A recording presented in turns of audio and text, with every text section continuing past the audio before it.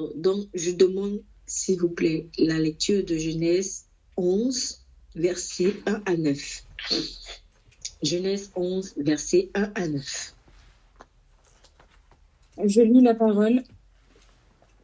À ce moment-là, tous les habitants de la terre parlent la même langue et utilisent les mêmes mots. Un jour, les gens vont vers l'est. Ils trouvent une plaine au sud de la Mésopotamie et ils s'installent là. Ils se disent entre eux, « Allons, faisons des briques et cuisons-les au feu. » Les briques leur servent de pierre et de bitume, et le bitume leur serve de ciment. Puis ils disent, « Allons, construisons une ville et une grande tour aussi haute que le ciel. Ainsi, nous deviendrons célèbres et nous pourrons rester tous ensemble. » Alors le Seigneur descend du ciel pour voir la ville et la tour que les êtres humains sont en train de construire.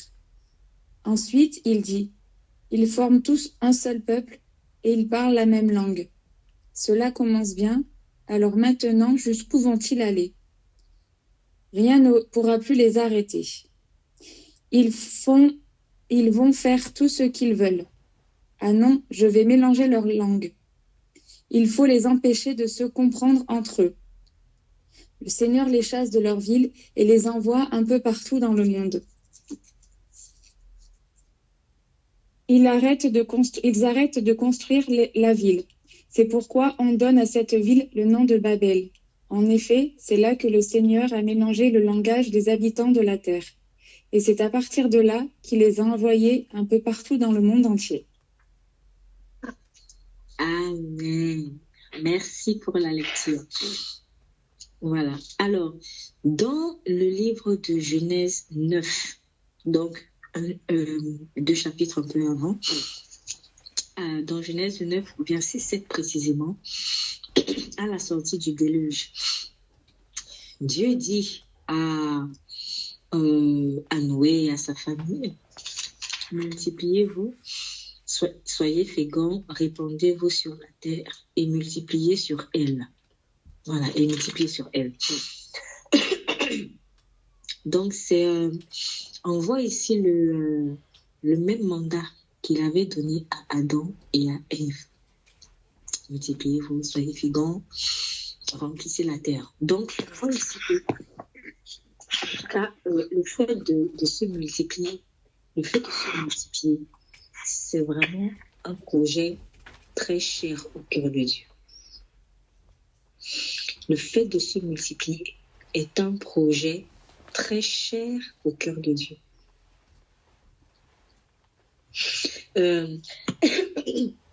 En ayant lu ce passage, ça m'a vraiment fait penser à ce que nous disions tantôt, en fait, surtout récemment, mais encore en ce moment. On ne peut pas rester nous seuls qu'avec peut-être un petit clan, avec peut-être ma petite famille à moi, mes enfants à moi, mon mari à moi seule, bref. Vous voyez cette mentalité de Moab là. Nous, dans notre grotte, on reste là. En fait, c'est tellement grave. C'est tellement grave et en même temps, l'homme en est tellement malade. Ce qui s'est passé dans la grotte de Moab avec Lot et ses filles, c'est une maladie en fait, héréditaire, humaine, depuis le péché. On dirait que l'homme a peur de la dispersion. Et je parle de dispersion dans le bon sens du terme. Je ne parle pas de dispersion dans le sens de folie. Parce qu'il y a la dispersion aussi, c'est vrai, dans le sens de la folie en fait. Mais je ne parle pas de cette dispersion-là. Je parle en fait d'une dispersion dans le sens de se répandre, de se multiplier conformément au mandat que Dieu a donné. Et l'homme a peur en fait de, si vous voulez, de cette diversité, parce qu'en fait, ce que Dieu recherche dans la multiplication, mais c'est qu'il y ait une multitude de personnes, une diversité, en fait, Dieu veut montrer ou exprimer la richesse de qui il est lui-même. Chaque être humain est unique. Chaque être humain est unique. Aussi nombreux que naîtront les gens, on verra un nouvel... on verra une nouvelle empreinte génétique. Si demain, il y a 1000 personnes qui naissent sur Terre, par exemple, il y aura 1000 empreintes génétiques différentes. Dans 2 jours, s'il y a 10 000 personnes, il y aura 10 000 empreintes génétiques différentes. Tout ça, c'est la richesse de Dieu. Chaque personne qui naît sur Terre est l'expression d'une richesse divine. Et ce qui est valable pour la naissance physique est valable pour la naissance spirituelle. Dieu, que nous nous multiplions. Dieu veut que la race de ses élus, en fait, se multiplie. C'est pour cela qu'il faut former des disciples. C'est pour cela qu'il faut enfanter des fils et des filles dans l'esprit. Un enfant de Dieu qui vit pour ses propres ambitions, il ne réussira pas. Ça ne réussira pas en fait. Tout ce que Dieu m'a confié comme talent, don, c'est en vue d'une multiplication de ses fils et de ses filles. C'est en vue de l'extension de sa race. Par exemple, si j'ai le don de chanter, ce n'est pas pour ma pomme. C'est pour la gloire de Dieu. Et dans la gloire de Dieu, il y a la multiplication des fils. Parce que quand je vais chanter là, Dieu va être glorifié. Comment? Parce que des gens vont être bénis par mon chant. Quelqu'un va venir à Christ par ce chant-là. Ou quelqu'un va décider de se consacrer vraiment à Dieu par ce chant-là, en fait. C'est la race des élus qui est en train de s'étendre. Donc, le don de chant, là, ce n'est pas pour ma pomme, en fait. Aucun de vos dons, aucun de vos talents, ce n'est pour vous. Ce n'est pas pour remplir votre CV. Alors, ce n'est pas ça. C'est pour enfanter un fils, une fille, des fils, des filles. Parce que Dieu, c'est un Dieu de beaucoup. Franchement, à 2 reprises quand même. Enfin, moi, je trouve que c'est fort. À 2 reprises, vous vous rendez compte? Il dit à l'homme, multipliez-vous, soyez féconds, remplissez la terre. À 2 reprises. Déjà à l'origine.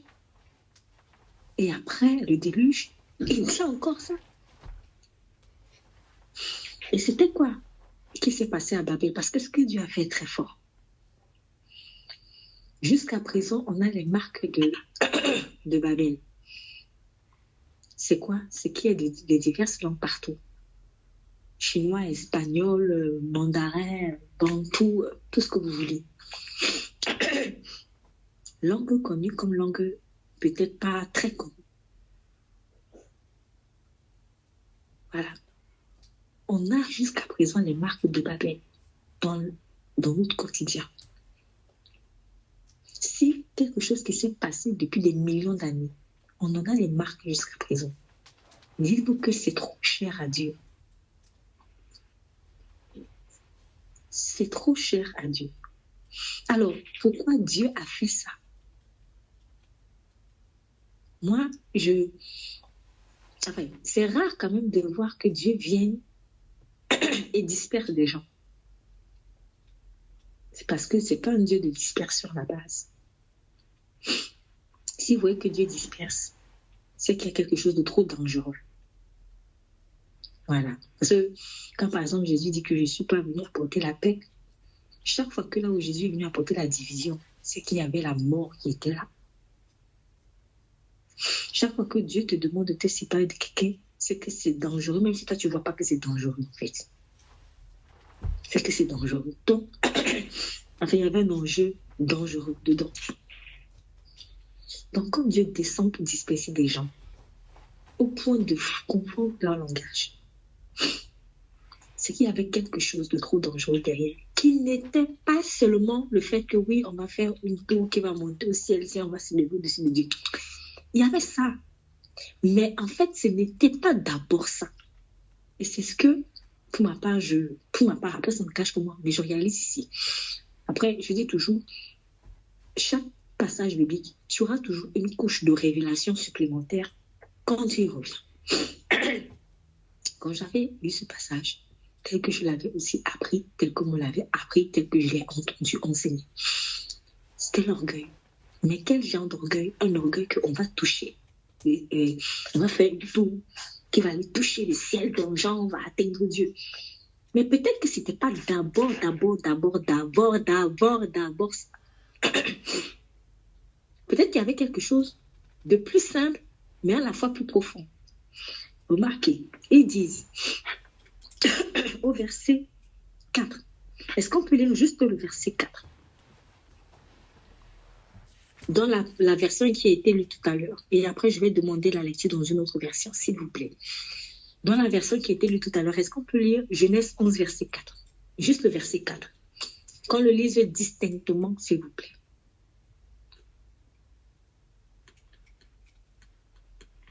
Moi, je peux lire la version que j'ai. La version... Bon, ok, vas-y, lis la version que tu as. Alors, ils dirent encore, allons, construisons-nous une ville et une tour dont le sommet touche le ciel et faisons-nous un nom afin de ne pas être dispersés sur toute la surface de la terre. Voilà. Afin de ne pas être comment? Dispersés. Le but de la construction de cette tour à Shinéar, parce que en fait, elle a pris le nom de Babel après la confusion. Mais sinon, elle n'avait pas de nom. Le lieu, c'est Shinéar. La construction de cette tour à Shinéar, c'était quoi? Ne pas être dispersé sur la face de la terre. Ce n'était pas que, allez, on va monter au-dessus de Dieu, ou alors on va ressembler maintenant à Dieu, on va être... Ce n'était pas d'abord ça qu'ils cherchaient. Ça, c'était une conséquence. Mais leur véritable problème, ou le but de la construction de cette tour à Shinéar, c'était on ne veut pas être dispersé. Ça veut dire quoi? On veut rester ensemble. On ne veut pas être séparés. Il faut qu'on soit toujours au même endroit. Qu'on fasse toujours les mêmes choses. Qu'on n'aille pas trop loin l'un de l'autre. Ce n'était pas d'abord être l'égal de Dieu. Ça, c'était ce que cela impliquait finalement. Parce que nous posons des actes, mais on ne sait pas toujours les implications de cet acte-là. C'est après, par la révélation, qu'on se rend compte que, ah ben ouais, en ayant parlé comme ça, en fait, j'étais orgueilleux, quoi. En ayant dit ça, en fait, j'étais en train de faire ci. Ouais. Mais au début, nous, on a une vision des choses. Et après, les implications, bon, par l'Esprit de Dieu, tu vas comprendre que c'est pourri. Parce que ça implique ça, qui implique ça, qui implique ça. Mais le but de la construction de cette tour à Shinéar, c'était le refus d'être dispersé, c'est-à-dire l'envie de rester toujours ensemble.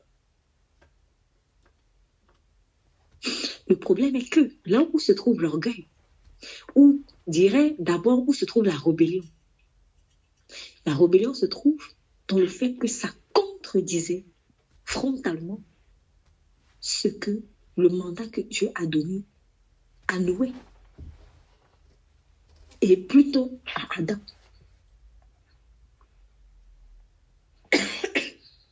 Répandez-vous sur la terre. Répandez-vous, répandez-vous, répandez-vous. Donc, en gros, quand on dit répands-toi, ça veut dire quoi? Va à gauche, va à droite. Répandez-vous. Allez à gauche, allez à droite. Multipliez-vous. Ta terre, elle est grande là. Occupez l'espace. Multiplie-toi. Reste pas que toi et vous, ton petit groupe, votre petit groupe, votre petit groupe. Oui, ma petite vie. Multipliez-vous. Multipliez-vous. Enfante, forme. Reste pas là, ma vie, tous les jours, ma vie, regarde ma santé, regarde mon corps, regarde moi.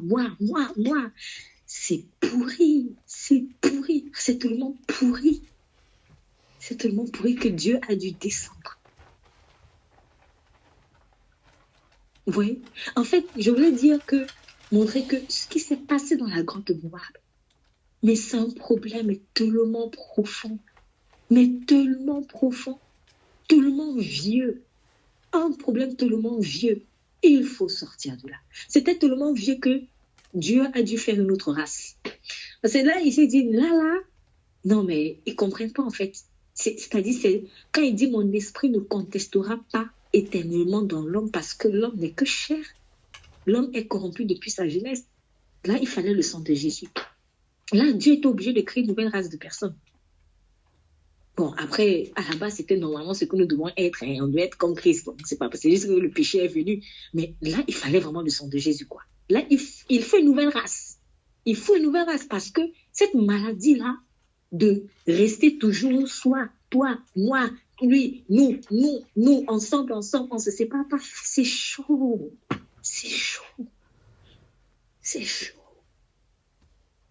C'est chaud. Je sais pas pourquoi... Après, je ne sais pas pourquoi on est malade de ça. Je ne sais pas pourquoi on a du mal, en fait, à se disperser. Je ne sais pas pourquoi. Mais je veux vous faire comprendre que ce qui est passé à Babel, c'est plus grave qu'on ne le croit. C'est pas juste, je vais me lever une tour. Parce que si on comprend, ce qui n'est pas faux, hein, je ne dis pas qu'il n'y a pas l'orgueil qu'on va s'élever au même sommet que Dieu. Mais quand si tu ne vois les choses que comme ça, déjà, pour ma part, c'est une vue partielle des choses. Mais en plus, comme c'est une vue partielle, toi, tu ne vas pas voir en quoi ça te concerne, toi.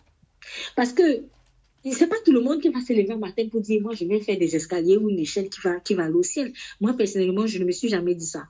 J'ai beaucoup de péchés, beaucoup dans ma vie, mais je n'ai pas encore pensé à ça, en fait. Bon, peut-être que j'ai sûrement eu à commettre des péchés qui ressemblent à ça. Mais c'est pas... Il y a beaucoup d'entre nous ici, ils ne se sont jamais un jour levés un matin pour dire, maintenant, moi, je vais construire une maison. Qui va aller toucher les ciels? Qui d'entre nous a dit penser comme ça? Il y a des gens qui pensent à ça, mais ce n'est pas tout le monde. Donc, c'est pour dire que si tu vois, en fait, ce passage sur la tour de Babel comme des gens qui ont juste voulu créer une tour qui va toucher le ciel pour dire que nous sommes égaux à Dieu, tu n'as pas compris, en fait, le fond du problème. Et du coup, tu peux ne pas te sentir foncièrement concerné par ça. Mais si maintenant, on va toucher à la multiplication, là, on inclut un plus grand nombre de personnes. Et là, vous voyez que ce problème, il est plus grave qu'on ne le croit. Tout ce qui vient lutter contre la multiplication, qu'elle soit naturelle ou spirituelle, contredisant ainsi le mandat divin, selon lequel il faut se multiplier, il faut se répandre sur la terre. Alors là, on est dans Babel. Donc, quand Dieu te dit, forme les disciples, n'évangélise pas seulement et puis tu restes comme ça, forme les disciples. Si tu ne le fais pas, Babel, c'est grave. Hein? Donc, eux l'ont dit clairement. Quand on va dire ils ont voulu s'élever par orgueil devant Dieu et tout ça, ça c'est ce que nous déduisons. Mais eux-mêmes ont dit de leur propre bouche pourquoi ils ont créé cette tour à Shinéa. Nous ne soyons pas dispersés. En gros, il ne faut pas qu'on nous sépare. Faut pas qu'on nous sépare. Et c'était quoi leur tactique? La construction d'une tour. Alors, la tour, dit-on, ce n'est pas faux, était une manifestation de l'orgueil. On va toucher Dieu, le ciel. Voilà, on va prétendre qu'on va toucher le ciel. C'est pas faux. Mais il y a encore plus profond que ça. En fait, je ne sais pas, je ne pense pas l'avoir noté, c'est pas grave. Mais je vais quand même le dire comme ça. Ah oui, si c'est Shem. Oui, c'est ça, ça me revient. C'est Shem. En fait, le mot Shem, qui était traduit par nom ici, est un mot hébreu qui signifie aussi, ou en tout cas qui a aussi été traduit ailleurs par monument. Monument. Donc, on parle de nom, mais en fait, c'est selon certaines interprètes, selon certaines théologiens, commentateurs de la Bible, en fait, la traduction normale, ou en tout cas plus fidèle, soi-disant, qui serait plus fidèle au texte, ce serait se construire un monument, en fait. Bon, ça, c'est des débats. Mais quoi qu'il en soit, il y a une conclusion qui est, pour ma part, très évidente. Et je vais m'inspirer d'un argument de quelqu'un, d'un auteur. En fait, pourquoi se construire parce que généralement, quand on se construit un nom, c'est pour quelqu'un, en fait, qui ne te connaît pas. C'est-à-dire, ouais, je vais me faire un nom. Et c'est pour que des gens te voient. Voilà, c'est pour que des gens te voient. C'est pour que des gens te voient. Mais est-ce qu'ils avaient besoin, après, c'est un argument, je ne dis pas qu'il est faillible, mais je le donne quand même, je le propose quand même. Est-ce que des personnes qui se connaissent déjà ont besoin de se faire un nom alors qu'ils se connaissent déjà, en fait? Parce que quand on parle généralement de star, maintenant je le dis avec mes mots, hein, quand on dit que oui, telle personne est une star, je sais pas moi, qu'est-ce que je peux inventer, moi, Madonna est une star, Zinedine Zidane est une star. Ben, en fait, star par rapport à quoi? La star, c'est qu'il y a des gens intimes qui le connaissent, mais il y a des non-intimes qui le connaissent. Moi, je ne connais pas de façon intime Zinedine Zidane, je ne le connais pas, je ne l'ai jamais vu. Voilà. Mais c'est une star, pardon. C'est une star. Pourquoi? Parce que beaucoup de personnes comme moi ne le connaissent pas intimement, mais il est mondialement connu. Par exemple. Donc, quand on dit on va se faire un nom, en fait, c'est ça, c'est dans un style de on va être une star. Oui, je me suis fait un nom. Donc, je suis devenue comme une star. Et je pèse mes mots quand je dis ça. Quand, par exemple, Dieu a dit à Abraham, je rendrai ton nom grand. En fait, si je veux parler avec les termes familiers, c'est une façon de dire, je vais faire de toi une sorte de star. Même ceux qui ne connaissent pas, qui ne sont même pas fils d'Abraham par la foi, ils se prétendent être fils d'Abraham, quelle que soit leur religion. Abraham est devenu star. Et je ne pense pas que je mens en le disant. Si je prends la définition de star, humainement parlant, oui, c'est devenu une star. Et en plus de génération en génération. Mais une star, sa particularité, c'est que même les gens qu'elle ne connaît pas, eux, ils la connaissent, entre guillemets, bien sûr, pas intimement, mais entre guillemets. C'est-à-dire, la star, elle va passer en route. Bon, allez, je vais dire Abraham. Abraham, hein? On se connaît? Non. Mais je t'ai vu à tel endroit. Voilà. C'est ça, en fait, une star. Est-ce qu'on peut faire un selfie? Est-ce qu'on peut faire... C'est ça, la star. Tu t'es fait un nom, tu es renommé. Même dans votre petit clan, même si c'est dans ton petit village, dans ta petite communauté, ou même dans peut-être ton milieu professionnel, peut-être, ou dans ton école, ou juste dans une association, peut-être à cause de ton témoignage, peut-être des gens vont te dire, c'est toi tel et tout, j'ai entendu parler de toi et tout ça. Mais la personne, bon, elle te connaît entre guillemets. Mais toi, tu ne la connais pas, en fait. C'est un peu ça, le phénomène de star. Un peu ça. Bon, après, il y a dimension de star, bien sûr. Mais, est-ce que j'ai besoin d'être une star auprès des gens que je connais? Je n'ai pas besoin d'être une star auprès des gens qui me sont proches. Donc, ce qui veut dire que quand ils ont dit, faisons-nous un nom, En fait, c'est peut-être pas le nom de... On veut se faire connaître. On va pas se faire connaître entre nous. Ça, c'est pas possible. Tu peux pas te faire connaître entre toi, vous. Je sais pas comment dire ça, mais je pense que vous comprenez ce que je veux dire. Donc, il y avait quelque chose de plus profond, en fait. Et c'est là où, du coup, l'interprétation, en fait, de monument pourrait prendre son sens. Donc, si Shem a autre signification en dehors de nom, il y a nom, il y a gloire, il y a monument, en fait, ça a plus son sens. C'est que, en fait, à mon avis, il voulait construire vraiment un monument. C'était pas juste une tour comme ça. C'est pas juste une tour, juste pour toucher le ciel, mais c'était vraiment un monument. Quelque chose qui allait être là pour rester. Un monument, sa particularité, c'est quoi? C'est que, ça frappe à l'œil. Voilà.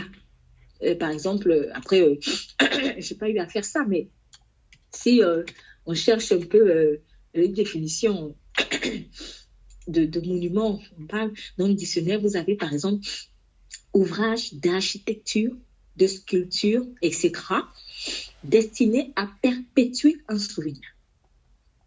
Voilà. Donc, en fait, le monument, il est là pour être toujours connu, toujours vu. Moi, je parlerais vraiment de vue, en fait. L'idée dans cette tour, c'était vraiment de faire quelque chose qui allait être, qui allait être conservé dans les mémoires. Première chose. Quelque chose qui allait être conservé dans les mémoires. Première chose. Deuxième chose, on dit une tour qui allait toucher le ciel. Bon. Alors, si je fais une tour de, bon, allez, 100 mètres de haut. Si je fais une tour 100 mètres de haut, 100 mètres de haut, ça ne touche pas encore le ciel. Mais c'est déjà très haut. On est d'accord, c'est déjà très haut. Est-ce que ce n'est pas suffisant? Bon. Mais pourquoi, en fait, faire quelque chose de plus haut possible? Alors, bien sûr, on pourrait dire, pour essayer de parler nez à nez avec Dieu, orgueil d'un côté, mais j'ai encore une autre vision qui est dans la même famille, bien sûr. C'est que le plus la tour est haute, le mieux elle est vue. Le plus la tour est haute, le mieux elle est vue. Quand tu fais un monument, en fait, tu crées quelque chose pour qu'il soit vu par tous. Et que toi, ton but, c'est quoi? Ton but, c'est qu'on ne soit pas dispersé. Sachant qu'à l'époque, il n'y a pas GPS. Il n'y a pas de téléphone portable. N'est-ce pas? Il n'y a pas, c'est pas moi, que tous les appareils techniques qu'on peut avoir en ce siècle présent. Il n'y a pas ça. Il nous fallait un point de repère. Il nous fallait un point de repère. Et plus la tour est haute, plus elle sera facilement vue, même si quelqu'un se perd à x kilomètres. Comme ça, si Bernadette a eu le malheur, je parle un peu à la place de quelqu'un qui est, je me mets dans leur tête, si Bernadette a eu le malheur de se disperser à 200 kilomètres, quand elle va voir au loin la tour que nous avons construite à Chinéar, elle pourra facilement se repérer pour retrouver le chemin de Chinéar. Et comme ça, Bernadette va revenir à Chinéar parce qu'elle aura vu de loin la tour. Donc, il faut que nous construisions une tour la plus haute possible. Toute personne qui pourrait se disperser, aller loin, elle va revenir. Je ne vois pas la tête de tout le monde, mais j'ai envie de demander, est-ce que vous voyez un peu la logique? Oui. Et quand j'ai eu cette révélation, ça m'a choquée, en fait. Et ça m'a rappelé. Là, franchement, j'en parle, ça me fait mal au cœur, personnellement. Ça m'a rappelé toutes les fois où, quand tu essaies peut-être d'avancer, il y a des choses qui font tout pour te rattraper. Et des choses que parfois toi-même tu crées. Je pense, une photo souvenir de cet ex. Oh, c'est fini. Ferme, supprime la photo. J'ai donné un exemple pratique. Mais Dieu, que l'Esprit de Dieu parle à chacun en fonction de ce que il peut s'édifier lui-même comme pour Achillea. Faut pas trop loin, va pas trop loin. Si tu vas trop loin, bon, j'ai un moyen de te rattraper. On va faire la tour. Quand tu vas voir la tour, pense à moi. Comme ça, tu vas revenir. Voilà. La tour Achillea a pour but de t'empêcher de te multiplier. La tour, la hauteur, je précise, la hauteur de la tour Achillea, ce n'était pas d'abord pour parler nez à nez avec Dieu. C'était pour ramener tous ceux qui voulaient se disperser. Comme ça, s'ils sont même à 1 milliard, je vais exagérer, mais je fais exprès. S'ils sont à 1 milliard de kilomètres, quand ils vont voir la tour haute, ils vont revenir. Et ça me fait penser à ce passage biblique, vous voyez, on parle de Jésus-Christ à son retour. On dit que le Seigneur dit, si on vous dit qu'il est à tel endroit, n'allez pas, s'il est à tel endroit, n'allez pas. Mais au cas aussi, en fait, le retour du Seigneur sera visible par tous, tel un éclair en fait. Il sera visible par tous.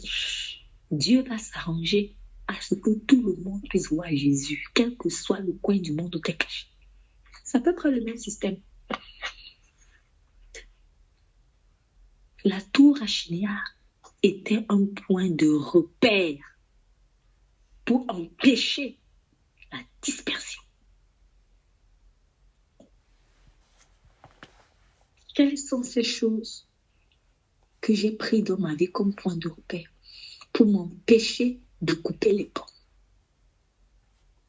pour m'empêcher d'évoluer? Ces choses que moi-même j'ai édifiées.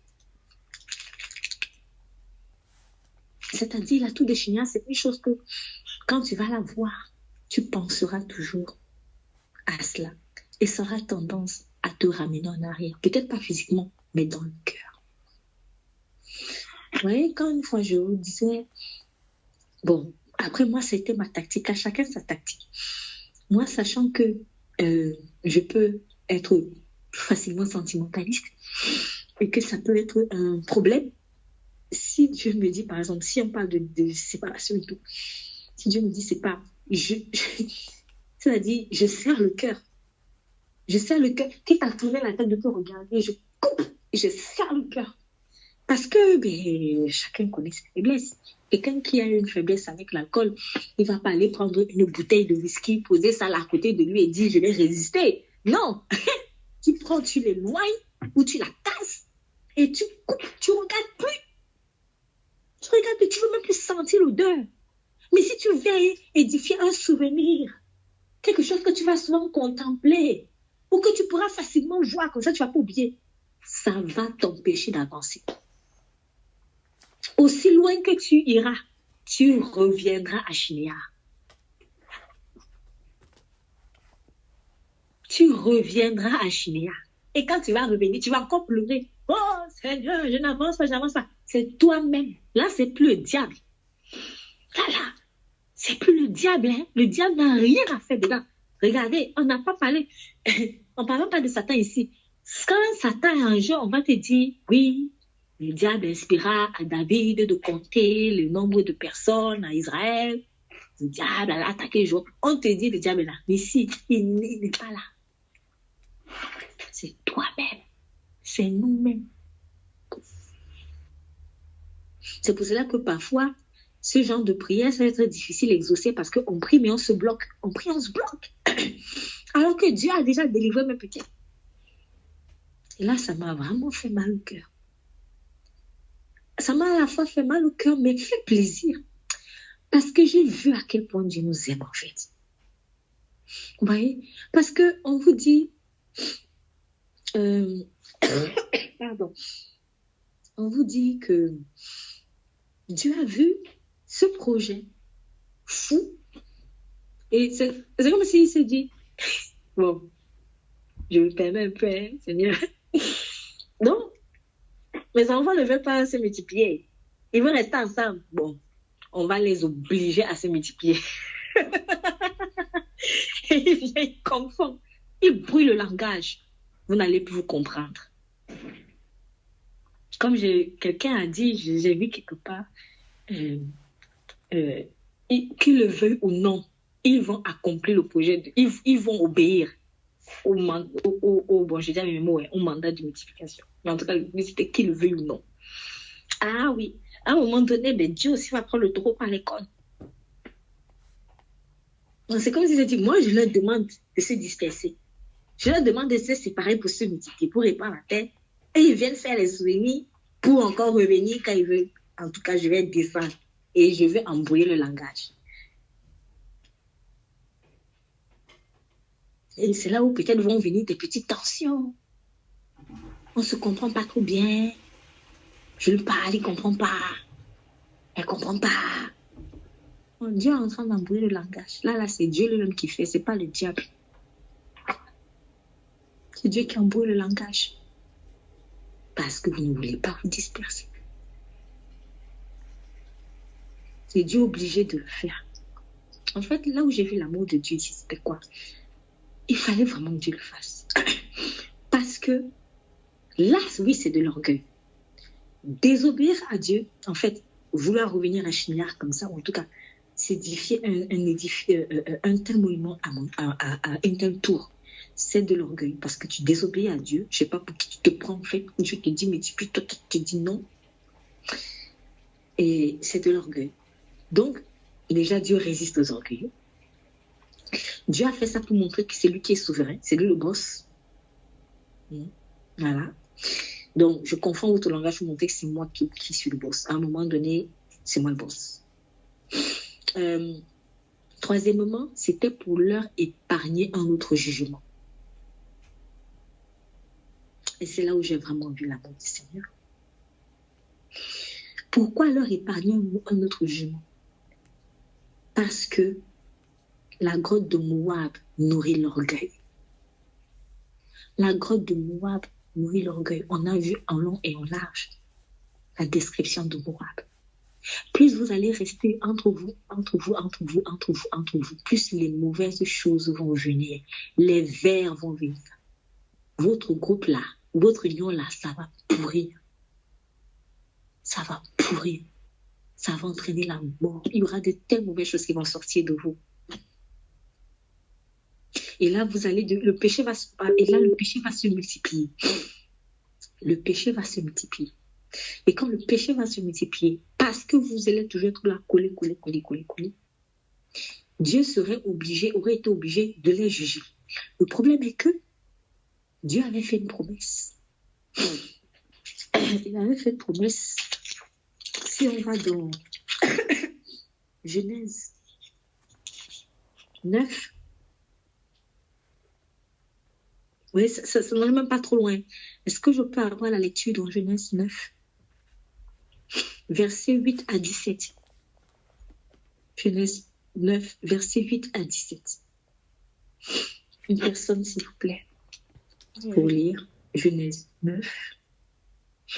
Donc, juste après que Dieu ait donné l'ordre de se multiplier.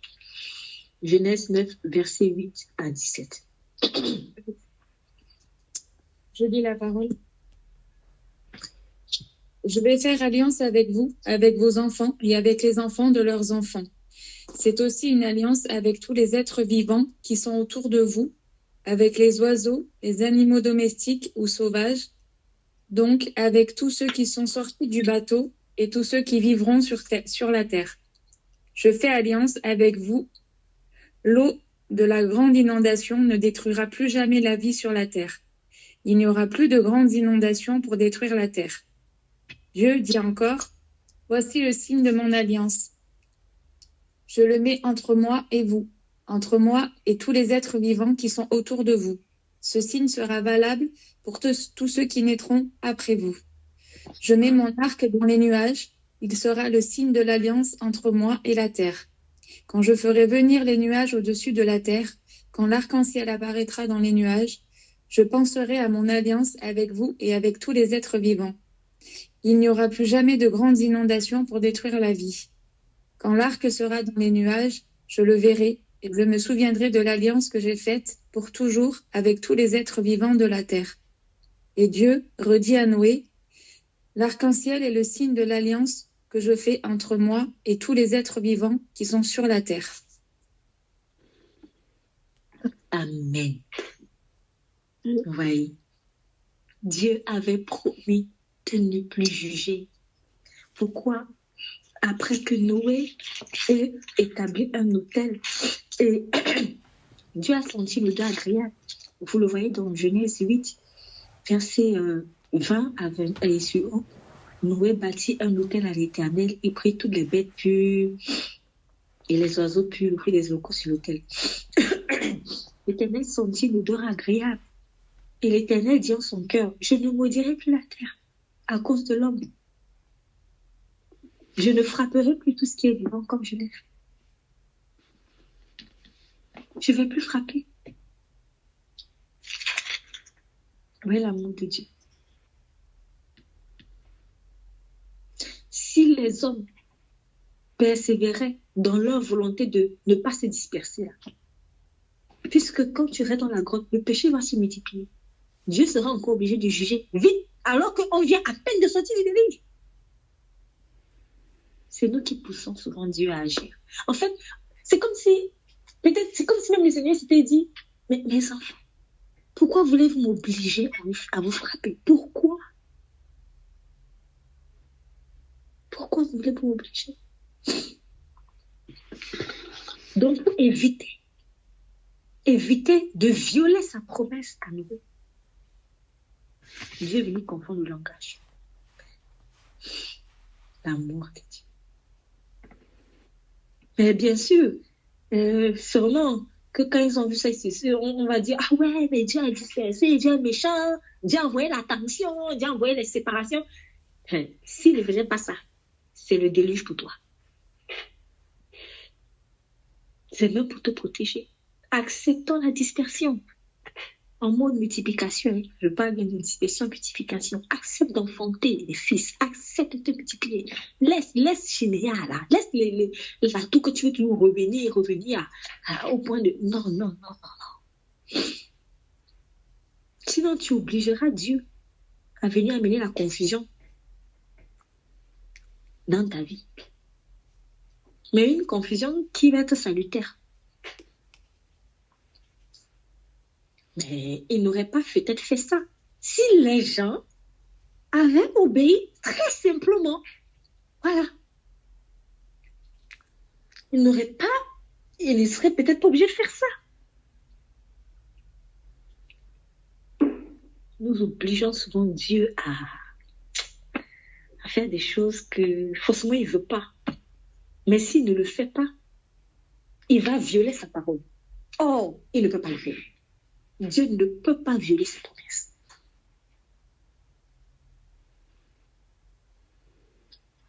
Ce qui s'est passé à Babylone, c'était pour éviter de trahir Noé.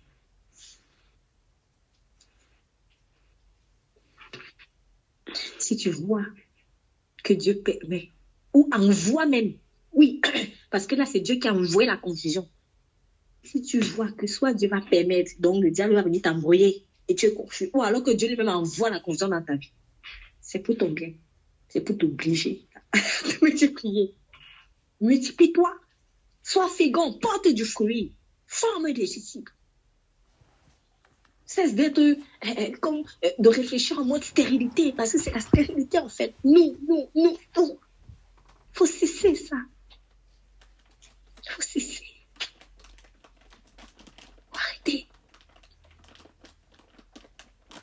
Arrêtez de voir que moi, nous.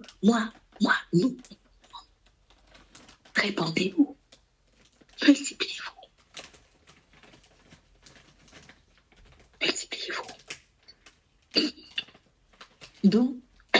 Dieu a confondu le langage pour éviter un nouveau déluge à cause de la corruption qui se profilait déjà à Shinéa, puisqu'il avait promis à Noé de ne plus frapper l'homme. Mais l'orgueil des hommes à Shinéa aurait poussé Dieu à frapper très vite. Et c'est ce qu'il ne voulait pas. Parce qu'il est fidèle à sa parole. Donc, il a trouvé un autre moyen. Il les a séparés. Un peu par force. Même pas que un peu. Pourquoi je dis même un peu? Il les a séparés par force. Donc, c'est comme si Dieu avait dit, quand il dit répondez-vous, donc, il se sépare. Ça dit qu'il se sépare, mais naturellement. Donc, on se dit ciao, bye bye, au revoir, nana. Bon, tu prends ta route, je prends ma route. Voilà.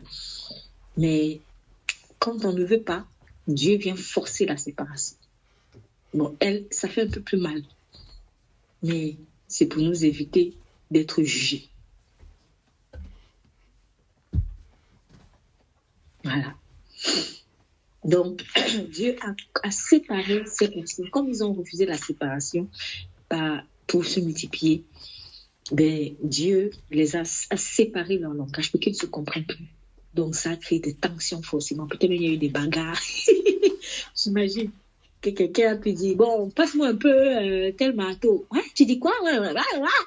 Et là, d'autres, tu es en train de m'insulter? Ils ne se comprenaient plus. Ça a entraîné des bagarres, ça a entraîné bref, des choses qui font mal. Et puis ils se sont dit, ouais, c'est bon, moi je m'en vais. D'ailleurs, je m'en vais ailleurs. Bah oui, en fait, c'est ça que tu devais faire depuis. C'est ça que tu devais faire depuis, en fait. Tu t'en vas ailleurs, mais tu devais faire ça depuis.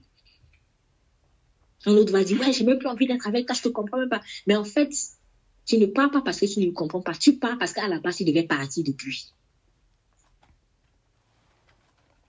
Ça me rappelle un songe que j'avais fait, en fait, dans lequel j'avais vu deux personnes qui étaient frères et sœurs et qui étaient dans la même pièce, la même chambre.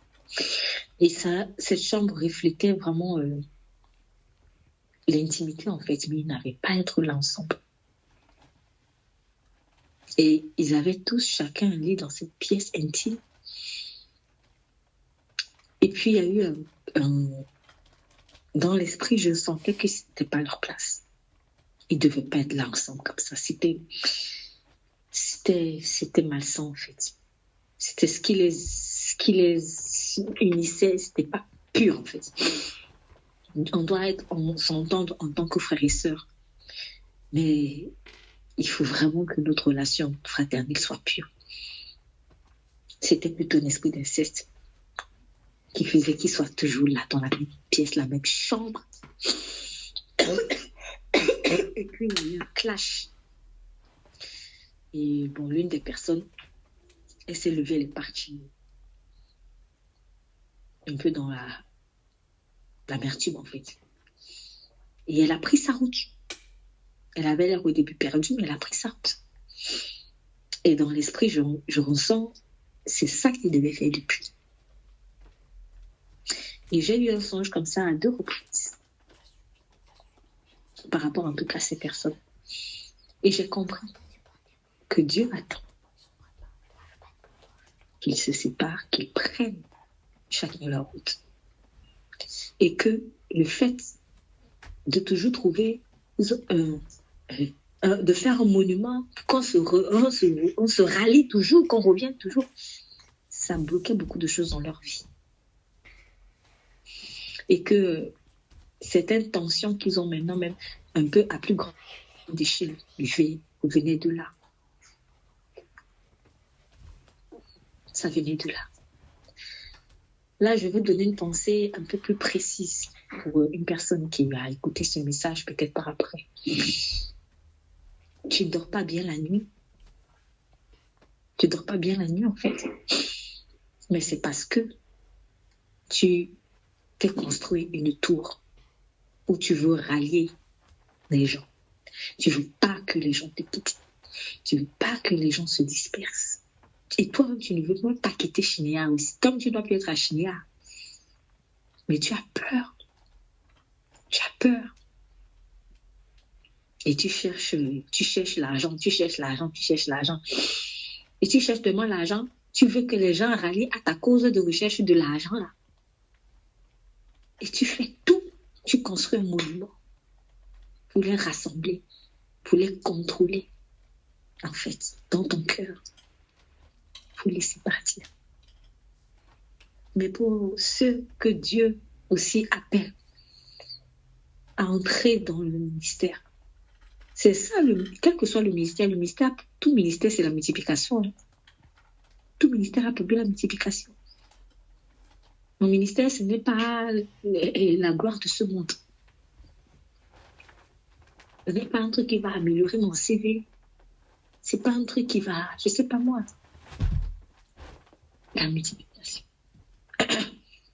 Il faut que ça devienne une priorité, en fait, dans mon cœur. Il faut que ça devienne vraiment une priorité. De la même manière qu'on voit peut-être un homme ou une femme souffrir parce qu'il n'a pas d'enfant, il ne peut pas faire d'enfant. Vous voyez comment Abraham a souffert, Sarah a souffert. C'est normal. Et comment on peut être normal sans avoir pour priorité la multiplication dans le royaume? C'est pas possible, ça. C'est pas possible. Donc, faisons attention en fait à cette tour de ralliement. Je les appelle comme ça. Chacun pense en quoi. Ou bien, genre, non seulement certains ils restent là à la tour, d'autres quand ils s'éloignent, dès qu'ils voient la tour, oh, c'est comme une trompette. Pip, pip, tout le monde revient comme des petits boutons. On vient rester encore ensemble. Mais t'es pas parti en fait. T'es pas parti. J'ai envie même de dire, j'ai cette pensée en fait en méditant dessus que Dieu en fait veut te faire marcher par la foi tellement que quand tu marches, il veut effacer les traces même derrière toi. Oui, quand on marche par exemple dans soit la boue, soit sur le sable, par exemple à la plage, des choses comme ça. Quand tu marches, il y a tes traces en fait, tes pas. Si tu t'es égaré, tu peux regarder derrière toi et revenir de là où tu es parti en suivant les pas que tu as laissés. C'est ça la tour de Shinéar. C'est que les gens ont voulu laisser des pas derrière eux pour revenir au moindre problème. Si j'ai le moindre problème, je reviens. Si j'ai la moindre difficulté, je reviens. La moindre nostalgie, je reviens. Tu reviens sur tes pas. Ce que Dieu veut faire, c'est quoi? C'est que plus tu avances, plus il efface tes pas derrière toi. En fait, c'est même toi-même qui dois effacer les pas là. Il ne faut même pas attendre Dieu. C'est toi qui dois effacer les pas. C'est toi, normalement, qui dois effacer les pas. C'est toi qui dois effacer tout ce qui va te ramener en arrière, tout ce qui va te rappeler cette chose, cette personne, ce truc, je sais pas. C'est toi. C'est comme ça que tu vas manifester l'œuvre de la foi. C'est comme ça que tu vas manifester l'œuvre de la foi. Regardez Abraham. Le livre de Jacques me dit que Abraham, notre père, ne fut-il pas justifié par les œuvres lorsqu'il offrit son fils Isaac sur l'autel? Abraham avait la foi en Dieu. Qu'est-ce qui prouve qu'il avait la foi? Il a œuvré. Il a posé une œuvre de la foi, pas une œuvre de la loi, une œuvre de la foi. Quand il est allé à la montagne de Morija, il a apporté un mouton. Il a apporté une chèvre.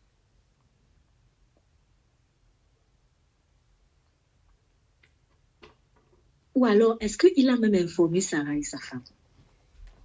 Sarah, je veux dire. Est-ce que son nom a changé? Est-ce qu'il a informé Sarah? Regardez un peu la tactique de quelqu'un qui veut faire la tour de Shinéar. Dieu vient te dire, bon, Abraham, offre-moi ton fils unique, Isaac. Ah oui, Jacques. Tu pleures, tu pleures. Au fond, tu ne veux pas. D'un côté, tu veux, d'un autre côté, tu ne veux pas. Et puis, tu commences à dire, bon, je vais aller dire à ma femme, moi, je sais en tout cas que Sarah, elle ne voudra jamais. Donc, quand je vais aller dire à Sarah, je sais qu'elle va m'encourager à ne pas y aller. Demain, je vais avoir mal. Sarah, Dieu a dit que j'ai eu sacrifié ça. Quoi? Jamais. Ouais, quand même, c'est-à-dire, après, tu vois, Dieu, même Sarah ne veut pas, même Sarah ne veut pas. Je le dis parce qu'il y a des gens qui ont fait ça. Hein. C'est-à-dire, dans les couples mariés, Dieu lui donne tel ministère. Et puis, il commence à faire les acrobaties. Il dit, bon, il faut d'abord que je vais dire ça. Je vais en parler à ma femme, Seigneur. Bon, moi, je sais que Seigneur t'a même dit, si ma femme est d'accord, bon, on fait comme ça. Là, il n'y a pas que la femme est d'accord. Ici, là, c'est entre toi et Dieu. Abraham, non seulement n'a pas informé Sarah. En tout cas, dans la Bible, on me dit, pardon, je peux l'imaginer. Et je me dis qu'il ne l'a pas fait parce qu'il savait que ça aurait été plus difficile d'aller jusqu'à Morija sans avoir l'envie de revenir à Shinéar. Donc, de faire marche arrière. Il a brouillé les pistes. Il s'est lui-même retiré le moyen de revenir, de faire marche arrière. En fait. Donc, on dit rien à Sarah, comme ça, quelqu'un ne va pas venir me prendre la tête. Deuxièmement, je n'utilise pas les mesures de sécurité. Hein? Bon, allez, bon, Dieu a dit, il nous a envoyé guérir les malades. Il n'a pas dit de prendre un sac, il n'a pas dit, bon, mais par mesure de sécurité quand même, je vais prendre un peu d'argent là, je vais prendre. Si Dieu a dit, tu ne prends rien, tu ne prends rien. Pas essayer de prendre des sécurités là. Si tu as dit aussi, prends le sac ou prends le sac, parce qu'à un autre moment, je lui ai dit, fais ce qu'il te dit. Mais Abraham n'a pas pris, entre guillemets, des mesures de sécurité charnelles. Je vais emporter ci, je vais emporter ça. Bon, je vais emporter un bouton au cas où. Au cas où, quoi? Bon, au cas où Dieu change d'avis en route.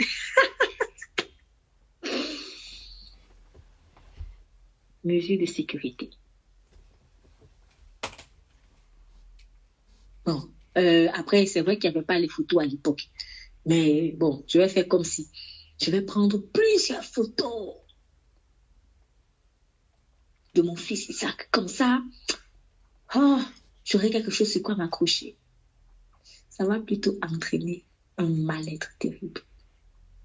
Il n'a pas dit que c'est mauvais, mais la question est, est-ce que ça aurait fait plus de bien à Abraham que de mal?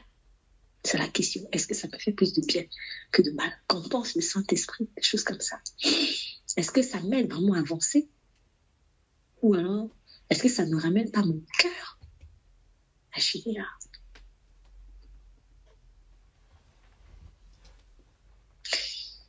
Abraham, à un moment donné, a dit à ses serviteurs, laissez-nous ici. J'irai seul avec mon fils faire le sacrifice à la montagne. Abraham n'a même pas voulu les témoins. Il a voulu faire ces choses seul, bien en secret avec Dieu, pour ne pas avoir des mesures de sécurité.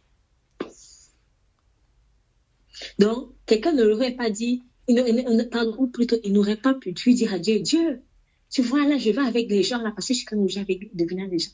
Mais ils vont m'empêcher, ils vont t'empêcher. Qui t'a dit de venir avec eux? Va seul. Débrouille-toi pour te couper de ceux qui vont t'empêcher d'obéir à Dieu. Débrouille-toi. Le Seigneur a dit, si ta main est une occasion de chute, coupe-la. Ah ouais, c'est un peu ce que je s'expliquais tantôt quand on disait que chacun doit connaître ses faiblesses. Chacun doit connaître mon achille. Moi, sachant que je peux parfois être sentimentaliste, je sais le cœur, je ferme et je regarde plus. Je regarde. Bon, j'ai vu que ça marche quand même. Et ça m'aide. Tant pis si on va dire, ouais, radical et tout. C'est ça même mon problème. Radical aux yeux des hommes, mais obéissante aux yeux de Dieu, je préfère. Je préfère. Parce que si j'étais encore là pour plaire aux hommes, je ne serais plus servante de l'Éternel. Je reprends les propos de l'apôtre Paul. Oui. Donc, c'est à toi aussi de serrer les cœurs. C'est à toi, en fait, d'effacer les pas derrière toi. Tu fais comme Abraham. Mets les dispositions où toi-même, tu vas pas... En fait, arrête de mettre des obstacles sur ton propre chemin. Ne crois pas que c'est Dieu qui va faire. C'est Dieu lui-même qui va faire que, bon, Sarah ne sache pas. Bon, c'est Dieu lui-même qui va faire que les serviteurs ne... Non, non, non, non. C'est toi qui va le faire. C'est toi qui va ne pas le dire à Sarah. C'est toi qui va ne pas apporter un mouton pour être tenté d'incrédulité. C'est toi qui va dire au serviteur, ne venez pas avec moi. Comme ça, personne ne t'empêchera d'obéir. Quelles sont les mesures que tu prends pour effacer les pas derrière toi? Quelles sont les mesures que tu prends pour éviter de revenir à ton vomi? Car ne crois pas que retourner au vomi, là, ça ne concerne que Saül. Il ne faut pas croire à ça, ou que ça ne concerne que Joab, ou Judas. Ce sont des hommes comme vous et moi. Les mêmes causes produisent les mêmes effets. Donc, si eux n'avaient pas pris les mesures pour effacer les pas derrière eux, que ça les a ramenés en arrière, si moi aussi, je ne prends pas les mesures pour effacer les pas, aussi loin que je serai arrivé, un jour, je vais chuter en fracas. Mais en fracas. Et Satan le sait très bien. C'est pour cela que parfois, quand il te tient quelque part, il a vu que, il n'a pas effacé les pas ici. On ne va pas lui dire, on va le laisser avancer bien même. Tu vas avancer, avancer, avancer. Un jour, laisse. La chute sera terrible. Et c'est comme ça qu'on connaît beaucoup de serviteurs de Dieu, des servants de Dieu, mais qui sont tombés de haut. Renseignez-vous. Je parle de contemporains. Vous avez des personnes dans la Bible, mais il y a aussi des contemporains. Soyons sages. Si des gens qui m'ont devancé, qui étaient si, je ne sais pas si je peux dire, imprégnés de Dieu, ont pu vivre cette chose par maladresse. Fais attention à toi. Et ne va pas te plaindre que c'est Dieu qui ne va pas te protéger. Dieu protège. Mais il y a des choses qui relèvent de sa responsabilité et des choses qui relèvent de ma responsabilité. Et Dieu ne va pas faire ce qui relève de ma responsabilité. Alors efface les pas derrière toi. Fais chuter la tour de Shinéar que tu aperçois de loin et qui peut te ramener en arrière comme un point de repère. Efface ces souvenirs qui te maintiennent dans une nostalgie inconsciente ou consciente. Arrête de te faire du mal à toi-même. Fais comme Abraham. C'est ça la foi. C'est là où on voit que cet homme avait vraiment la foi. Franchement, il avait la foi en fait.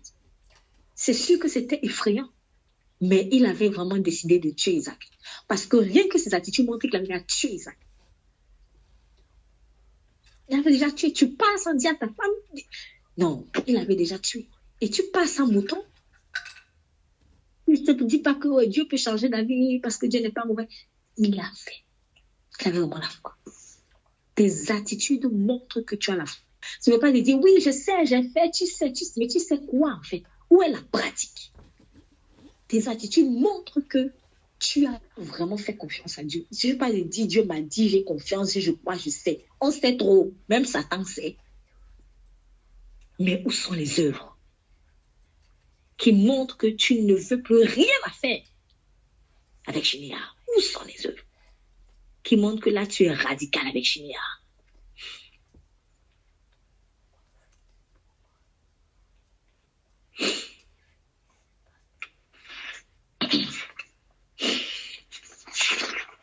En lisant ce passage dans Genèse 9,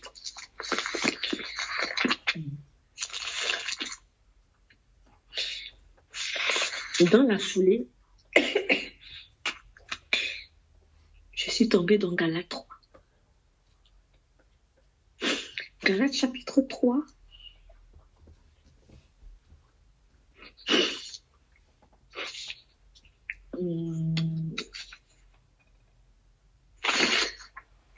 Oui, Galates chapitre...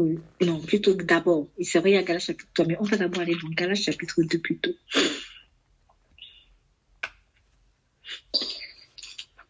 Verset 7 à 10. Est-ce que je peux avoir d'abord la lecture? Galates chapitre 2, verset 7. Non, à 9. On n'est pas obligé d'aller jusqu'à 10. Galates chapitre 2, verset 7 à 9. S'il vous plaît, je demande la lecture.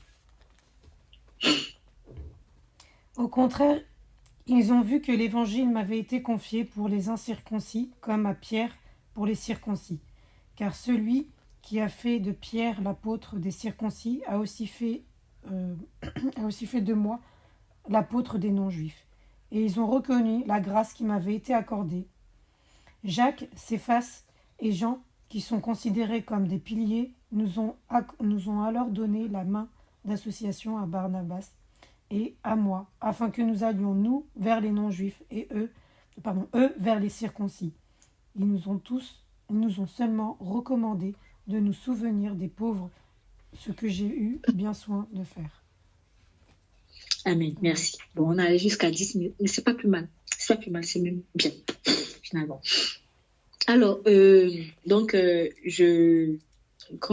mes lectures quotidiennes, en fait, je lis une portion de l'Ancien Testament, une portion du Nouveau Testament.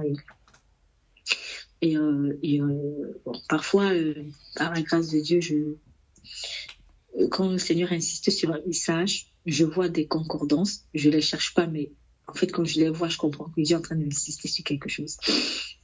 Parfois, en apparence, il n'y a peut-être souvent pas de rapport. Mais là, j'étais interpellée par quelque chose. On vous dit,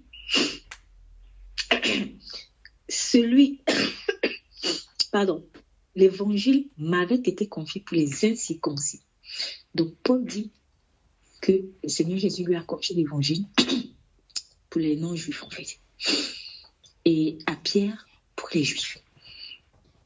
Voilà. Et puis, il dit, verset 9, ayant reconnu la grâce qui m'avait été accordée, Jacques, Pierre, Jean, qui sont regardés comme des colonnes, me donnèrent à moi et à Barnabas la main d'association afin que nous allassions, nous, vers les païens et eux vers les circoncis. Quand j'ai vu ça, là, je me suis dit, mais en fait, c'est la même chose. Le même corps, mais des appels différents. Il faut se disperser. En fait, parce que quand il parle de nous les incirconcis, nous les circoncis, pour que vous compreniez mieux, revenez simplement un peu plus tôt dans le chapitre 1er, nous sommes toujours dans Galates, par exemple, à partir du verset 15, voilà, verset 15 à 24, s'il vous plaît. Galates, pour qu'on comprenne mieux, Galates 2, 9. Est-ce qu'on peut revenir, s'il vous plaît? Je demande la lecture. Galates 1, verset 15 à 24. Galates 1, verset 15 au verset 24, s'il vous plaît. Oui. Mais Dieu m'avait mis à part dès le ventre de ma mère et m'a appelé par sa grâce, lorsqu'il a trouvé bon de révéler son Fils en moi, afin que je l'annonce parmi les non-juifs. Je n'ai consulté personne. Je ne suis même pas monté à Jérusalem vers ceux qui étaient apôtres avant moi, mais je suis aussitôt parti pour l'Arabie, puis je suis retourné à Damas. 3 ans plus tard, je suis monté à Jérusalem pour faire la connaissance de Pierre. Je suis resté 15 jours chez lui, mais je n'ai vu aucun autre apôtre, si ce n'est Jacques, le frère du Seigneur. En vous écrivant cela, je l'affirme devant Dieu, je ne mens pas. Je suis allé ensuite dans les régions de la Syrie et de la Sicile. Or, mon visage était inconnu des églises de Judée qui sont en Christ. Elles avaient seulement entendu dire « Celui qui nous persécutait auparavant annonce maintenant la foi qu'il s'efforçait alors de détruire. » Et elles rendaient gloire à Dieu à cause de moi. Amen. Amen. Ouais. Remarquez, Paul vient de se convertir. Il vient de se faire baptiser. À peine il s'est fait baptiser, le Seigneur Jésus s'est arrangé à ce que Paul ne consulte personne pour commencer le ministère. Alors que je dis personne, c'est-à-dire ceux qui étaient apôtres avant eux. Il s'est arrangé. En fait, ça ne veut pas dire que c'est quelque chose qui va toujours être comme ça, parce que même Paul, il avait un Timothée. Il a formé Timothée, donc voilà. Mais parfois, Dieu, il fait son... Enfin, Dieu s'oblige. Il y a des personnes, ils s'obligent à... Toi, là, vite, vite, vite. À peine il est sorti, il est de nouveau. Va loin, loin, il n'y a personne. La personne là que tu vas consulter, ou je ne sais pas, entre guillemets, qui va te former, entre guillemets, si je peux dire ça comme ça. Non, pas pourquoi je dis entre guillemets. Si, tu vas te former tout. En fait, ça dépend des circonstances. Le Seigneur ne voulait pas la tour de Babel dans son église. Et connaissant les faiblesses de ces gens, Dieu s'est dit, si je laisse Paul retourner à Jérusalem comme ça là, on risque de faire un... On est nous. Peut-être même on allait lui dire, si ça n'a même pas été fait. Mais au fait, Paul, l'évangile, c'est que pour les Juifs. C'est que pour les Juifs, donc, toi, si Dieu t'a appelé, non, c'est sûr que d'autres, mais c'est que les Juifs, donc, reste là entre nous. Je pense que le Seigneur a vu ça. Venu de très loin, il a donc dû prendre une décision particulière. Dès que Paul est né de nouveau, direct, ailleurs. Pas de tour de Babel dans le corps de Christ. Voilà pourquoi aussi il y a certaines personnes qui vont être suscitées un peu en mode Paul, en mode Élie. Voilà, j'insiste, ce n'est pas pour dire que tout le monde c'est comme ça, parce qu'il y en a, pour eux, ouais, moi, personne ne va m'entourer, personne. Ça, c'est l'orgueil. C'est pas ça. Mais pourquoi je donne cet exemple? C'est pour vous montrer à quel point parfois cet esprit de la tour de Babel là, est fort dans les cœurs. Dieu est obligé de prendre des décisions bizarres à nos yeux. C'était en fait tellement important pour le Seigneur qu'il n'y ait pas de grotte de Moab à la racine de son église. C'est pour cela qu'il dit, lorsqu'il plut à celui qui m'avait mis à part dès le sein de ma mère, qui m'a appelé par sa grâce, de révéler à moi le fils afin que j'en sache, parmi les païens, il avait reçu, c'est que toi, c'est les païens. Mais s'il partait directement à Jérusalem, il dit, non, Paul, si là, c'est les juges d'abord. La preuve, qu'est-ce qui s'est passé avec Pierre quand il allait chez Corneille? N'est-ce pas, on lui a fait des remontrances? Pierre, tu es allé chez des païens, des incirconcis. Waouh. Parce qu'on n'a pas compris la vision. Parce qu'on veut rester qu'entre nous. On ne veut pas la dispersion. Mais Jésus, il veut la dispersion. Pierre, il a fait ça. Regardez ce qu'on lui a fait. Il a fait des remontrances. Non, le Seigneur a vu ça. Il a dit non. Si je laisse Paul là, on va le bloquer là-bas à Ginéa. Donc, direct, il n'y a même pas moyen. Il n'y a pas de Paul, tant pis, tu vas te former là sur le tas comme ça. Tant pis, c'est très dur. Hein? C'est très dur de ne pas avoir des personnes qui te portent en fait. C'est dur. Bénissez le Seigneur sans avis des gens qui vous portent. C'est très dur. Mais en fait, quand même, moi, je vois dans la particularité de son témoignage, à quel point c'est important pour Dieu. C'est ce que je veux qu'on retienne. Peu importe comment le Seigneur, lui, il te forme en fait. Que ce soit par quelqu'un ou pas. Mais en tout cas, voyons l'importance pour le Seigneur de la dispersion, de la multiplication.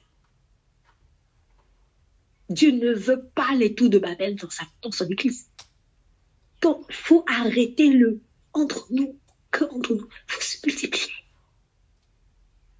Ce qu'il s'est passé avec Paul, c'est violent, hein, parce que ça n'a pas été facile pour lui d'être accepté. C'est ça un peu l'inconvénient des personnes qui sont un peu formées en mode Paul. C'est-à-dire peut-être 100 personnes vraiment pour le porter en fait. Mais c'est que c'est pas évident, parce qu'on ne te connaît pas. Et voilà, on se méfie, ce qui peut être compréhensible. ça prend peut-être plus de temps pour avoir de la confiance. Bon, après, toi, tu n'es pas là pour chercher la faveur des hommes, mais ça, c'est pas ce que tu vas chercher. Mais quand même, tu vas ramer dans certains domaines, à certains égards, tu peux ramer à cause de ça, en fait, de cette méfiance-là. Mais ça existe. Et si Dieu estime que là, c'est nécessaire pour sa gloire et pour ta propre sécurité, il faut absolument que... Directe dispersion, quoi. Directe dispersion. C'est trop important pour Jésus. Qui t'a fait quelque chose de bizarre. C'est trop important pour Jésus. Il ne veut pas des tours de Babel dans son église. Donc, il dit, afin que je l'annonçasse parmi les païens, aussitôt, c'est ça, retenez bien, aussitôt, je ne consultais ni la chair ni le sang. De ne pas aller consulter quelqu'un. S'il est allé dire, bon, tiens, frère tel, tu penses que vraiment, là, je ressens qu'il faut que j'aille chez les païens. Quoi? Païens? Non! Paul, tu fais une erreur. Faut venir à Chinéa. C'est Chinéa. Il serait perdu.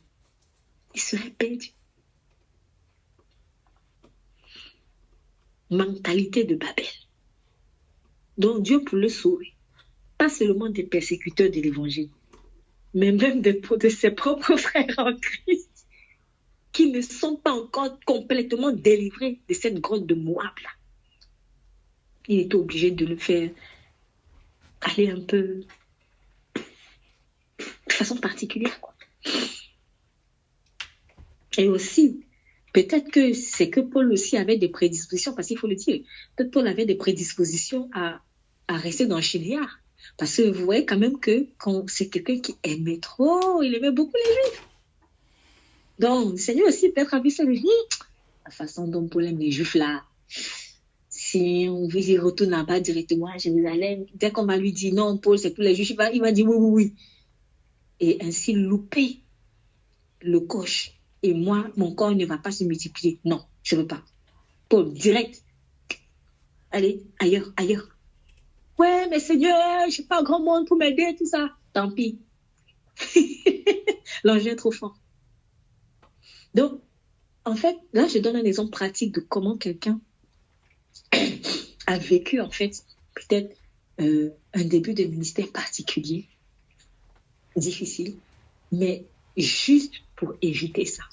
Dieu va te faire vivre des choses, pas exactement comme Paul. Peut-être pas exactement comme Paul. Mais en fait, comprends qu'il y a certaines difficultés que Dieu va permettre dans ta vie, voire même un peu susciter. C'est-à-dire, ça va être difficile pour ta chair, mais c'est Dieu vraiment qui veut ça. C'est pour te délivrer, en fait, de cette mentalité de Chinéa, pour t'éviter d'avoir la tentation de revenir à Chinéa, en fait. Ouais.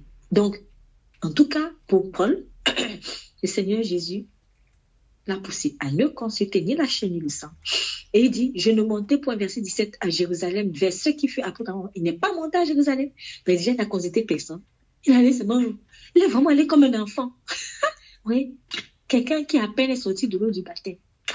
Ça n'a dû être pas facile pour lui. On a dû lui dire, mais lui, c'est qui te connaît? On a dû lui dire ça. Et c'était trop dur pour lui. Chacun vivra des difficultés différentes, mais qui auront en tout cas au moins un point commun. C'est soyons délivrés de la mentalité de Chinéa. On reste ensemble, on se disperse pas, on se répond pas. Il n'est pas monté à Jérusalem et il est directement parti pour l'Arabie. Direct. Donc il a quitté Damas direct Arabie. Même pas venu à Jérusalem. Il est venu à Jérusalem après combien de temps? 3 ans, imaginez. 3 ans. Et pour faire combien de temps? 15 jours. Après, il est encore reparti. Tellement le Seigneur ne voulait pas les groupuscules éternels. Dieu veut la dispersion. Même si ça va te faire mal, il va tout faire pour te disperser. Sinon, ils seront obligés de te juger. Ils seront obligés de te frapper. Et il ne le veut pas. Il ne le veut pas. Dieu ne prend pas plaisir à frapper. Hein. Dieu ne prend... Mais franchement, ça ne lui fait pas plaisir. Hein. Ça ne lui fait pas plaisir.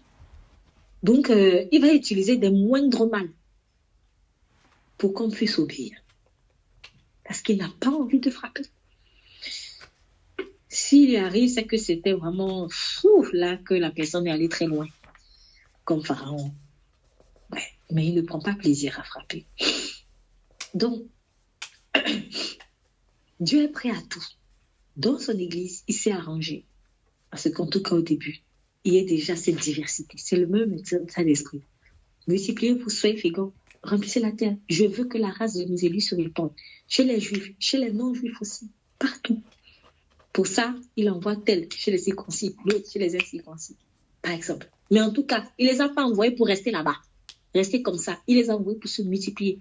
Comme pour les partis, il s'est effectivement multiplié. Comme Pierre, lui, est resté à Jérusalem, il s'est multiplié. Et encore, le même Pierre même a aussi été envoyé encore chez les incirconcis. Donc, comme pour dire, même, c'est comme on dit même à Pierre, la Pierre, tu ne vas pas rester seulement comme ça. Là. Je vais aussi te décarcasser, on va t'écarteler, on va étendre les lignes de tes cordages. Quand Dieu a permis la persécution de la première église à Jérusalem, je l'avais apprise à un début de ma vie chrétienne par un enseignement dans ma première église qui m'avait beaucoup béni, où l'homme de Dieu expliquait que le martyre d'Étienne, c'était pour secouer l'église de Jérusalem afin qu'elle soit obligée de se disperser. Je me souviens qu'à l'époque, il prêchait parce que il les dénonçait en fait, parce que le fait que dans l'église, il y avait beaucoup de personnes justement qui ne voulaient pas la multiplication, qui ne voulaient pas en fait se répandre. Donc du coup, le Seigneur lui a inspiré cela, ce message, et il a dit, j'ai permis la persécution d'Étienne, c'était pour secouer. Je me souviens, il avait pris, ça m'avait marqué en tout cas, moi, personnellement, ça m'avait marqué. Il avait pris un objet comme ça, une bouteille, et il a secoué, il a dit, Dieu a secoué l'église de Jérusalem. Le martyre d'Étienne, ça fait mal. Le sang de quelqu'un a été versé. Pourquoi? Parce qu'à Jérusalem, je reprends un peu ses propos, mais en paraphrasant, on voulait rester que nous, entre nous. Et Dieu a dit non, je n'ai pas versé le sang de mon fils pour ça. Vous devez vous disperser. Et effectivement, on a vu, dès qu'il y a eu le martyre d'Étienne, qu'est-ce qui s'est passé? La persécution s'est multipliée. Et puis les chrétiens juifs, puisqu'ils étaient juifs, les premiers, les chrétiens juifs, ont commencé à fuir. Les uns à gauche, les autres en Arabie, les autres en Afrique, etc. C'est là où il y a eu l'expansion. Et aujourd'hui, nous, on en a au bénéfice. Oui. Donc, en fait, cette mentalité de Chinéa, là, ça la peau dure. Hein. Ça a vraiment la peau dure. Même dans l'église de Christ. Ça a la peau dure. Dieu a dû permettre que le sang d'Étienne soit versé pour que les gens comprennent que, ouais, en fait, on ne doit pas rester à Jérusalem, on doit aller à Damas, on doit aller à quel endroit, on doit aller en Afrique, on doit aller à... Et s'ils ne faisaient pas ça, comment on aurait réussi l'évangile? Les gens sont contents d'avoir l'évangile. Maintenant que nous, on a reçu l'évangile par la dispersion de certaines personnes, nous aussi, on va encore rester comme ça, moi. Non, jamais. Il faut refuser ça. Ça, c'est la méchanceté, ça. Ça, c'est la méchanceté. Multipliez, vous soyez féconds, formez les gens. C'est le mandat de Christ, forme les disciples. Forme.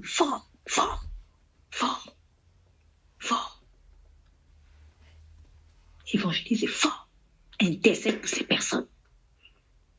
Qu'ils deviennent des disciples. Ne prie pas seulement qu'ils reçoivent l'évangile, ça reste comme ça. Non. Forme. Multiplie-toi.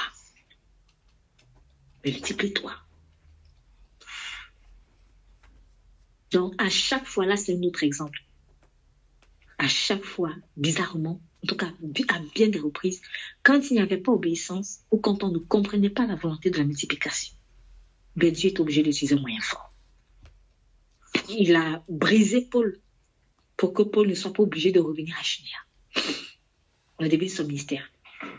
Bon, Dieu merci, il y avait quand même Barnabas, mais ça n'a pas été facile pour lui. Franchement, ça n'a pas été facile. Mais il s'en est sorti. Voilà, chacun son appel, à chacun aussi son onction et voilà, et les outils et la force que Dieu lui accorde. Pour l'église de Jérusalem, le sang d'Étienne a dû couler. Voilà. Et c'est en fuyant que les gens ont commencé à répandre l'évangile. Donc, les gens ont compris que, en fait, ça me fait penser à la confusion que Dieu a menée à Babel. Il a embrouillé les langages, il a mené les tensions. C'est la même chose qui s'est passée. Le sang d'Étienne a été versé. Ça a mené les tensions. Et les gens se disent, ah oui, tiens, au fait, moi, je vais en Afrique pour me cacher. En fait, tu ne vas pas en Afrique pour te cacher. Tu vas en Afrique pour répandre l'évangile. Parce que c'est ça que tu devais faire depuis. Ce n'est pas maintenant. Il ne fallait pas attendre le sang d'Étienne. Mais comme tu ne comprenais pas, on a versé le sang. Voilà.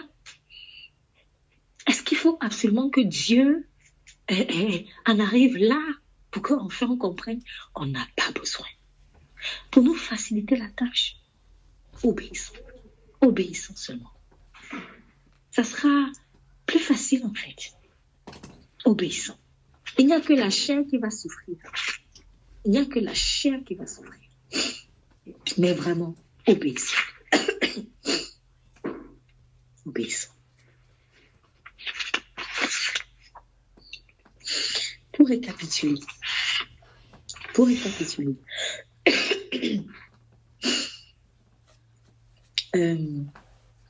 lorsque des personnes en fait érigent une tour, soit pour bon, je récapitule, mais je vais encore quand même apporter quelque chose de nouveau parce que j'ai oublié par rapport à Daniel.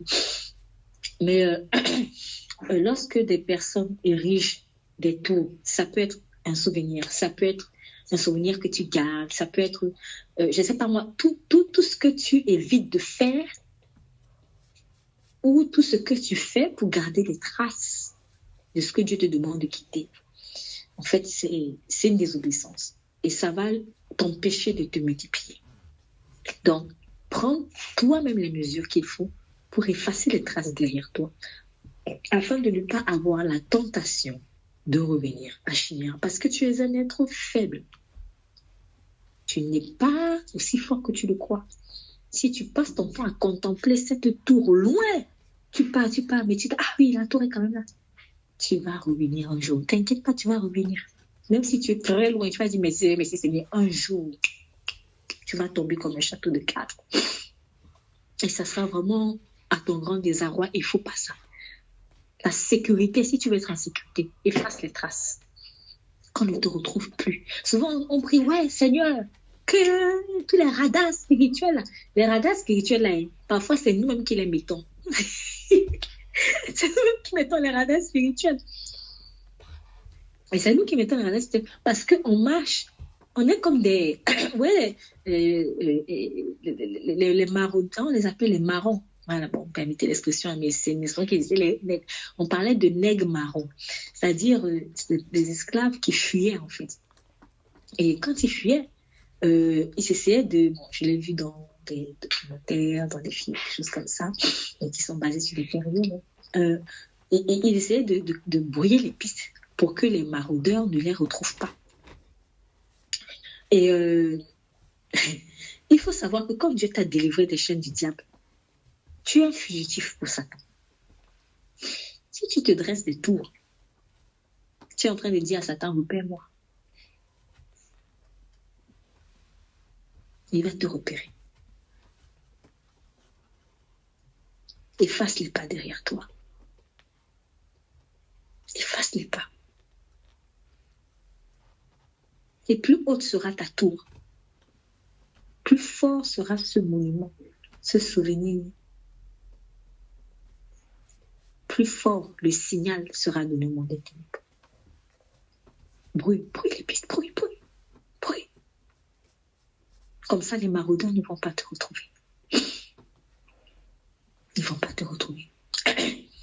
Donc, la tour de Shinéar, c'était en réalité un moyen de ralliement. C'était un moyen de ralliement. Pop, tout le monde revenez. Ceux qui étaient à 10 km, ceux qui étaient à 1000 km, ceux qui étaient à 5000 km, puisque la tour était très haute, on la voyait, ils pouvaient revenir, quel que soit l'endroit où ils étaient, la distance. qu'ils avaient prises, ils pouvaient revenir. Et on ne doit pas revenir en arrière. Mais sachant aussi qu'effectivement, lorsque quelqu'un érige un monument touchant le ciel, c'est-à-dire qu'il veut s'élever aussi au-dessus des autres. C'est pour constituer un point de ralliement maintenant autour de lui-même. C'est-à-dire que non seulement toi, tu veux que tout le monde se rallie sur... en fait, les gens, ils voulaient ne pas se séparer, mais quelque part aussi, ceux qui édifient, qui établissent ces monuments-là, s'ils veulent garder ces souvenirs-là, je sais pas, j'ai pensé la rancune. La rancune aussi, c'est un monument. La rancune, c'est un monument, en fait. Donc, il faut abandonner la rancune, il faut pardonner. Pardonner, ça, c'est une parenthèse. C'est une parenthèse, en fait. En fait, quand des personnes établissent des monuments pour s'élever au-dessus des autres, en fait, c'est pour constituer un point de ralliement autour de leur cause, autour d'eux-mêmes. Exactement comme l'a fait Nebuchadnezzar dans Daniel 3, 1 à 7. Il a fait une statue en or, haute de 30 mètres, 30 mètres. Et c'était pour qu'on la voie bien même. 30 mètres, c'est beaucoup. C'était pour qu'elle ne soit pas inaperçue. Oui, c'est à peu près le même esprit. Et large de 3 mètres, qui va louper à Babylone une statue comme ça? Quel que soit l'endroit où tu vis à Babylone, tu allais voir de loin la statue de Nebuchadnezzar. Donc, vu le gabarit de ces statues, personne ne pouvait ne pas voir ou apercevoir à Babylone ces statues, à ce monument. C'était fait exprès pour que la statue puisse rassembler tout le monde pour l'adorer. Vous voyez. Donc, parfois, s'il y a des attitudes que tu vas faire, des projets que tu as, évalue bien tes motivations. Est-ce que c'est un monument que tu veux faire pour rallier des gens à ta cause? Par exemple, chercher l'argent, statue en or, ou je ne sais pas moi, pour, comme j'ai vu cette parole, qu'un autre dise tes louanges et non pas toi-même. Peut-être parce que tu veux te glorifier, peut-être que tu veux que les gens disent du bien de toi, je ne sais pas moi. Je pense même à des gens qui aident trop de personnes. Aider, c'est bien, mais peut-être que tu veux être parce que tu veux être encensé. Au fond de toi, en fait, tu ne te le dis pas. Et si on te dit, tu dis même non. Peut-être qu'au fond, c'est ça, en fait. Fais attention. Fais attention, il faut bien juger la motivation de ton cœur, en fait. Parce que tu es peut-être en train d'ériger un monument pour rallier des gens, pour t'adorer. Donc ça, c'est aussi un aspect de Babylone. Pardon, de la tour de Babel à Shinia. Donc, il y a l'aspect de ralliement en mode noir, on reste entre. Il y a l'aspect de je rallie les gens, en fait, pour qu'ils me lèchent les bottes, quoi. Certains vont se dire, ouais, non, moi, je ne peux pas rallier les gens pour qu'ils me lèchent les bottes, mais peut-être que cette tour, c'est pour que vous soyez toujours ensemble. Ça, c'est toujours mauvais. C'est toujours mauvais. Donc, soyons vigilants et croyons que Dieu il fera tout ce qui est en son pouvoir pour empêcher cette folie, parce que c'est une folie, c'est pourri, c'est la mort, c'est pas de Dieu. Et vous voyez que le monde est aujourd'hui en train de lutter contre la multiplication, avec les stérilisations forcées, les stérilités qui se multiplient à cause de maladies bizarres. Beaucoup de maladies aujourd'hui, la plupart, un grand nombre de maladies, je constate, ou de styles de vie pas bons, ont pour effet d'attaquer les systèmes de reproduction de l'homme. C'est bizarre, hein? Tout est en train de lutter contre la multiplication. Regardez les espèces animales, voire végétales, on voit des disparitions. Vous croyez que c'est pour rien, ça? Il y a quelque chose qui est en train de travailler pour lutter contre le mandat de Dieu. En fait, ça, c'est un défi. C'est un défi qui a été lancé à Dieu. On ne va pas se multiplier. Il ne faut pas rentrer dedans.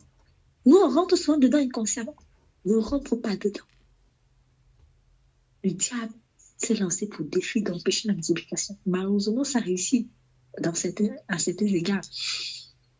Mais Dieu a besoin de ses fils. La nature attend avec un ardent désir la révélation des fils de Dieu. Il faut que tu te révèles. Révèle-toi en te multipliant. Ne marche pas dans le courant du monde. Marche à contre-courant du monde. Ça dit, promets la multiplication. Toi-même, en acceptant de te multiplier, partage ce que le Dieu t'a donné. Peut-être que toi, tu viens de donner ta vie à Christ comme Paul. Tu as vécu quelque chose avec Dieu. Témoigne, c'est déjà une bonne chose. Si tu es capable de témoigner déjà, peut-être demain, tu seras capable de former aussi. Et pour toi qui témoignes déjà, il faut passer une nouvelle étape. Ne crois pas que tu vas évangéliser, d'autres vont former. Maintenant, toi aussi, tu dois former. Avec tout ce que ça implique comme prix à payer. Oui, parce qu'il ne faut pas croire que ça ne va pas te coûter quelque chose. Si ça, c'est un mensonge, c'est un faux évangile, ça va te coûter. C'est vrai, ça va te coûter. Mais quel repos en même temps. Franchement, quel repos. Quel repos que de se multiplier. Quand on cherche à faire des enfants, est-ce qu'on ne sait pas que parfois quand on accouche, ça fait mal?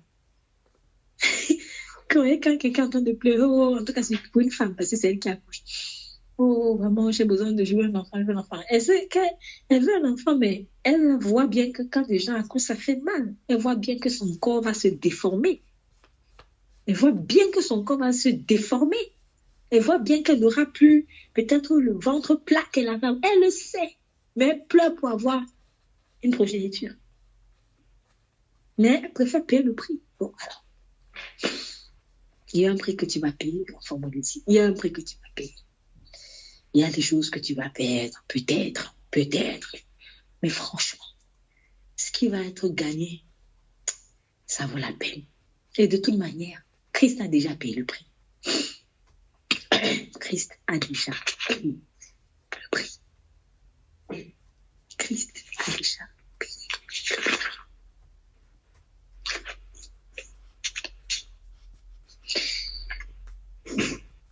Je vais terminer là vraiment avec ceci, que